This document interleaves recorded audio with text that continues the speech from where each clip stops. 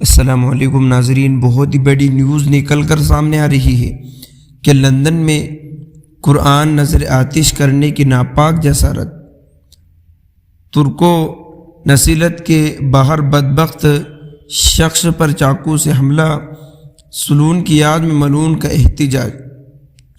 London 14 فروری برطانیہ کے دارالحکومت لندن میں ترک قونصل خانے کے باہر ایک شخص نے قرآن کریم کو جلانے کی کوشش کی، جس پر پولیس نے فوری کارروائی کرتے ہوئے مداخلت کی۔ یہ واقعہ جمعرات کی دوپہر ٹائمز برج کے علاقے میں پیش آیا، جس کے بعد سوشل میڈیا پر شدید رد عمل سامنے آیا۔ ادھر ایکس پر RTA اور جو ترکیہ سے انہوں نے لکھا ہے کہ لندن میں ترک قونصلیٹ کے سامنے ایک شخص نے قرآن پاک کو نظر آتش کیا۔ موقع پر موجود ایک شخص نے اسے چاقو مار دیا، جس کے بعد اسے اسپتال منتقل کر دیا گیا۔ اس کی ویڈیو میں صاف نظر آیا تھا کہ ملعون شخص نعوذ باللہ قرآن سوزی کر رہا ہے۔ برطانوی میڈیا کے مطابق واقعے میں ملوث شخص کا تعلق مبینہ طور پر ترکی سے ہے۔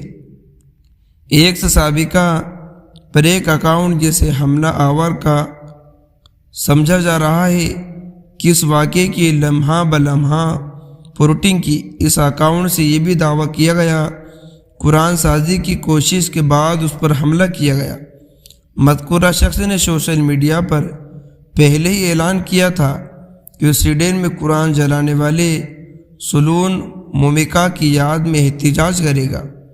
یاد رہے، سلمان مومکا کو حال ہی میں اسٹاک ہوم کے شہر سورتیلیا میں ٹک ٹاک پر براہ راست نشریات کے دوران قتل کر دیا گیا۔ یہ واقعہ روڈ لینڈ کارون میں ترک قونصل کے خانے کے باہر پیش آیا ہے۔ تو دوستو، یہ بہت ہی بری خبر ہے کہ قرآن پاک جیسے عظیم الشان کتاب کو یہ ذلیل لوگ ایسے ذلیل کر رہے ہیں اور قرآن کریم کی ایسی بے حرمتی کر رہے ہیں۔ اللہ تعالیٰ بہت جلد ان سب لوگوں سے حساب لینے والے ہیں، اور اللہ تعالیٰ دنیا ہی میں ان کو ایسی سزائیں بتا دیتے ہیں جو یہ لوگ اس کے حقدار ہوتے ہیں۔ تو دوستو، اس ویڈیو کو جتنا ہو سکے اپنے تمام مسلمان بھائیوں تک شیئر کر دیجئے، تاکہ اور لوگوں کو پتہ چل سکے اور ہم بھی قرآن کریم کی عزت کرنے والے بن جائے، قرآن کریم کو پڑھنے والے بن جائے۔ دوستو، ملتے ہیں نیکسٹ ویڈیو میں۔ السلام علیکم۔